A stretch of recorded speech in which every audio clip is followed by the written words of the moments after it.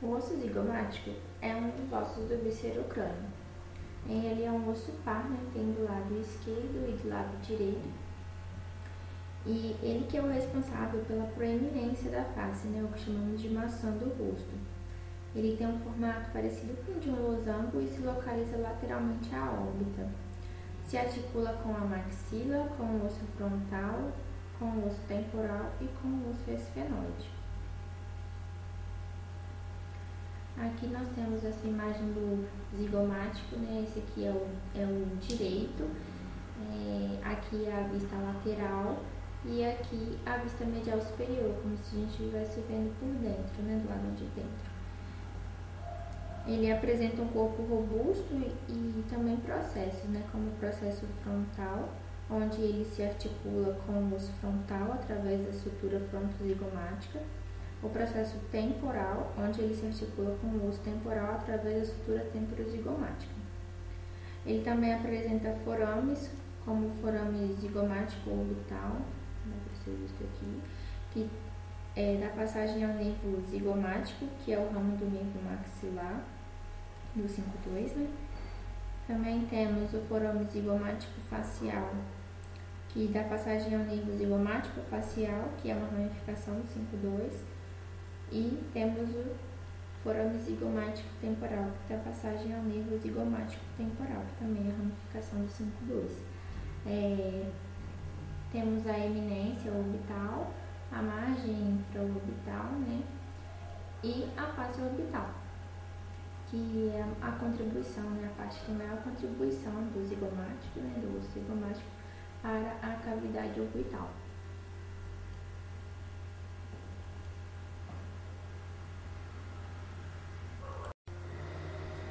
Aqui temos o osso maxilar, que ele é um osso par, que ele é constituído, né, por duas maxilas, a direita e a esquerda. Com exceção da mandíbula, eles são os maiores ossos da face. Se articulam com o osso frontal, com o osso nasal, com o lacrimal, com o etmoide, com o esfenoide, com o zigomático, com o vômer, com as conchas nasais inferiores e com os palatinos. Aqui temos a maxila, né, vista anteriormente e aqui interiormente. Temos as eminências alveolares, que são causadas pelas raízes dos dentes superiores, sendo que a mais evidente delas é a eminência canina, que ela é causada pela raiz do dente canino. Aqui temos a fossa canina, que está localizada aqui acima dos premolares e é onde tem a origem do músculo levantador do ângulo da boca. Aqui temos o forame infraorbital, que juntamente com essa face orbital dão passagem a vasos e nervos infraorbitais. Quando se tem necessidade de anestesiar os nervos infraorbitais, se dá através deste forame aqui.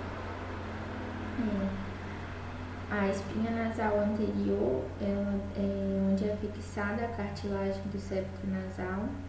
Aqui temos os forames alveolares, que contêm, que dão passagem a vasos e ramos alveolares superiores e posteriores do 5-2. Temos o processo frontal, né, da maxila, que é onde ela se articula com o osso frontal através da sutura frontomaxilar. E temos o processo zigomático, que é onde a maxila se articula, né, com o zigomático através da sutura zigomático maxilar. E é este processo aqui que separa a face anterior da maxila da face infratemporal. Aqui temos o hiato maxilar, que é uma grande abertura óssea do seio maxilar para a cavidade nasal. Aqui temos a crista conchal, que é onde se faz, né, a articulação da maxila com a concha nasal inferior. E podemos observar a maxila na vista inferiormente e aqui vista superiormente, né?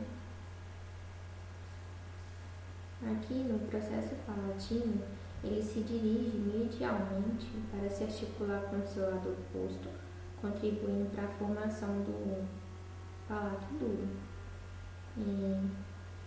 que é ao mesmo tempo o teto da cavidade oral e o soalho da cavidade nasal. A sutura que une esses dois processos é a sutura palatina mediana. A sutura que une o osso palatino à maxila é a sutura palatina transversa. Aqui nós podemos também observar o processo zigomático da maxila, que é onde ela se conecta ao osso zigomático, através da sutura zigomático maxilar. Também temos o forame incisivo, que ele fica posterior ao têndice incisivo centrais superiores e dá passagem ao nervo nasopalatino e artéria esfenopalatina. E aqui tem o forame palatino maior e dá passagem ao nervo palatino maior. E para ser anestesiados, esses nervos, então a anestesia tem que ser dada através desses forames aqui. Conchas nasais inferiores. Elas também podem ser chamadas de corneta inferior. Se estendem horizontalmente ao longo da parede lateral da cavidade nasal. Constitui de uma lâmina do osso esponjoso. É curvada em si mesma e considerada um par de osso facial, já que ela surge nos ossos maxilares e se protege dentro da cavidade nasal. Se articula com os ossos etimoide, maxilar, lacrimal e palatino, como é possível se observar na primeira imagem, e também tem função de fazer o ar rotacionar. Eu vou falar um pouquinho sobre os ossos nasais e lacrimais. Inicialmente sobre o osso nasal. O osso nasal ele é composto por um par de ossos. São ossos simétricos que fazem parte do crânio, mais especificamente do viscerocrânio, constituem a ponte do nariz. Os seus limites superiores e os seus corpos formam a ponte do nariz. Aqui em cima nós temos um ponto craniométrico, que é a glabela, e medialmente nós temos aqui uma sutura internasal que liga os dois ossos nasais. Os limites inferiores, eles se conectam com a cartilagem, que obviamente não é um osso, então aqui ela não é visível, para formar a margem superior da abertura nasal. A parte nasal do osso frontal superiormente forma uma sutura chamada sutura frontonasal, que é bem aqui em cima.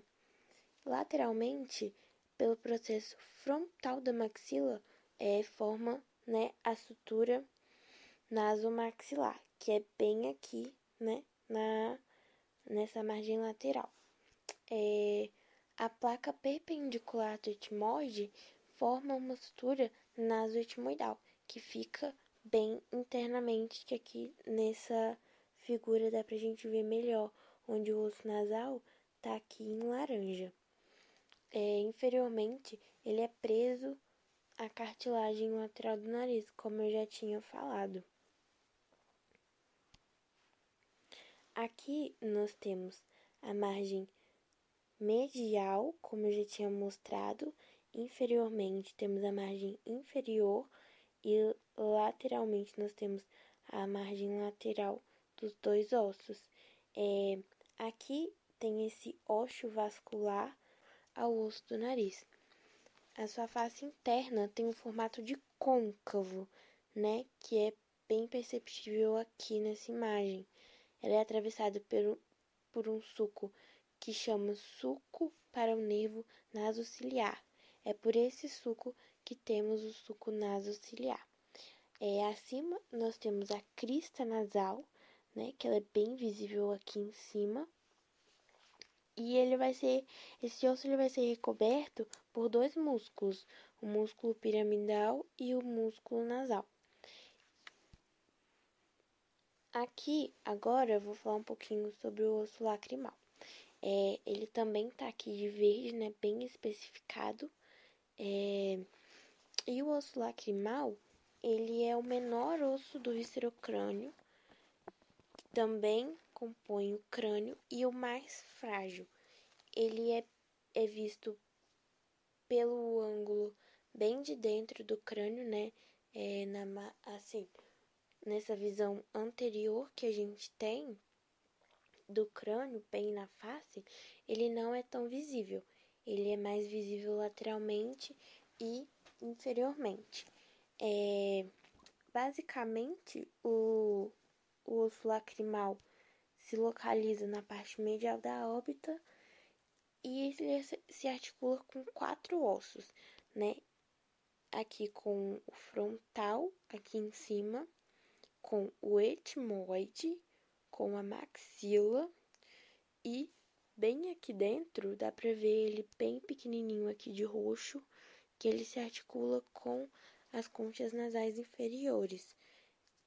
Basicamente, a função dele é ser um suporte estrutural para a glândula lacrimal, que consiste do sacro lacrimal e dos ductos nasolacrimais. Os canalículos estão situados lateralmente ao osso lacrimal e levam as lágrimas para longe do globo ocular até o sacro lacrimal. Essa imagem aqui não era para estar aqui, então me perdoem por isso. Mas aqui dá para ver bem ali certinho, né? Os ossos separadinhos. E aqui nesse fundinho, a gente consegue observar direitinho esse saco lacrimal, né? Que abriga a lágrima, quando a gente chora, principalmente, ela fica abrigada ali e depois, né, é que ela vai descer, que ela vai escorrer. É basicamente isso.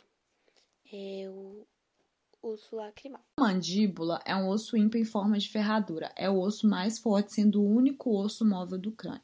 Tem sua localização na parte inferior da face, juntamente com o osso hioide, assim formando arcabouço de fixação dos músculos da face. Nessa imagem é possível ver o crânio na vista anterior e lateral, e essa zona verde é a mandíbula. Nessa imagem é possível ver uma mandíbula na vista anterior e as suas partes que compõem a sua anatomia. Então, vamos começar aqui essas partes aqui, ó. Essas elevações aqui são os processos alveolares, que estão logo abaixo dos dentes. E aqui no meio existe uma linha imaginária que se chama sínfise mentual. Essa elevação triangular aqui se chama protuberância mentual. E logo aqui nas laterais delas estão localizados os tubérculos mentuais. Forame mentual, que são esses forames aqui. E é possível ver alterações aqui, elevações, que são as tuberosidades massetéricas, aonde vai estar inserido o músculo masseter, no ramo da mandíbula. Esse local aqui é o ângulo da mandíbula e aqui se encontra o corpo da mandíbula. Essa parte aqui é a linha oblíqua da mandíbula. E é possível ver nessa estrutura a cabeça da mandíbula. Nessa imagem temos uma vista interna da mandíbula, onde também é possível ver estruturas que compõem essa parte interna da mandíbula. Nesse local abaixo dos dentes também os processos alveolares. Esse forame se chama forame da mandíbula e acima dele há uma saliênciazinha que se chama língula da mandíbula, pela qual vai proteger o nervo que vai passar aqui no forame da mandíbula. Sulcum miloioideo. Aqui se encontra a fossa digástrica. E aqui dá para ver outras estruturas diferentes. Essa peça é bastante interessante, pois nela está inserido os dentes. Dá para ter uma visão da parte interna dos dentes. Logo posterior a esses dentes, temos o trígono retromolar. Aqui é a borda anterior do ramo da mandíbula. E logo aqui é o processo coronoide, incisura da mandíbula, cabeça da mandíbula, fóvea pterigóidea, e logo abaixo aqui nessa pequena angulaçãozinha aqui se encontra o colo da mandíbula, ramo da mandíbula. E aqui temos outra imagem com a vista interna da mandíbula, porém nessa imagem é possível ver estruturas mais bem desenhadas. Aqui é o processo alveolar, aqui é a espinha mentual, essa parte aqui é o tubérculo superior da espinha mentual, tubérculo inferior da espinha mentual, fossa sublingual, que é onde vai repousar a língua, fossa submandibular, linha miloioidea, suco miloioideo, língula, forame da mandíbula, cabeça da mandíbula e aqui dá para ver o ramo.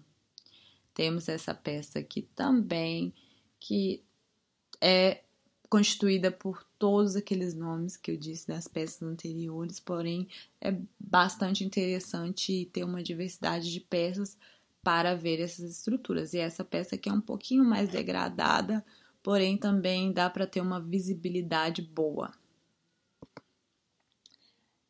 Então, foram apresentados para vocês a anatomia dos 14 ossos que fazem parte do víscero crânio.